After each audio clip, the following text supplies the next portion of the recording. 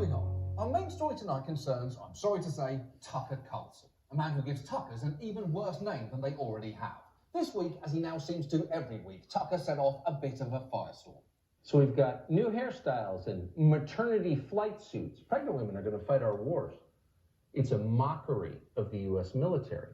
While China's military becomes more masculine as it's assembled the world's largest navy, our military needs to become, as Joe Biden says, more feminine, whatever feminine means anymore, since men and women no longer exist. What are you talking about, you performatively outraged wedge salad? Now, he's packed a lot in there, from transphobia to weirdly extolling the masculinity of China's navy to his completely misplaced outrage at Joe Biden over those flight suits, which were part of an initiative that started when Trump was president and also included ensuring that body armor actually fits women service members, which is obviously a good idea.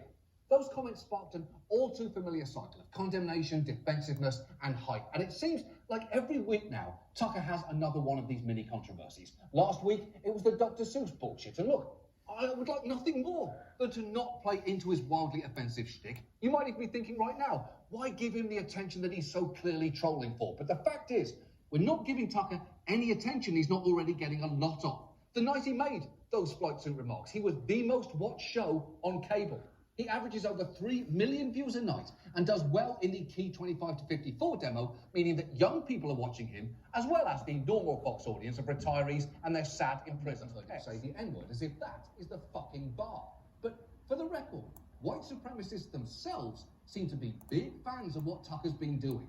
Just listen to Derek Black, a former white supremacist whose father started Stormfront, the largest, oldest white supremacist site on the internet, talk about just how much his family likes Tucker's show. My family watches Tucker Carlson's show once and then watches it on the replay because they feel that he is making the white nationalist talking points better than they have, and they're trying to get some tips on how to advance it. Yeah, they watch it once to enjoy it and a second time to learn from it.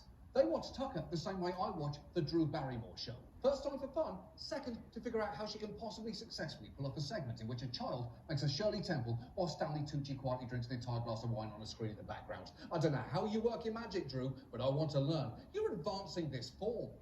So given that Tucker has the aberration of white supremacists and the ear of millions of your relatives, co-workers and elected officials, we thought tonight it would be worth talking about him, where he came from, what his tactics are, and why what he represents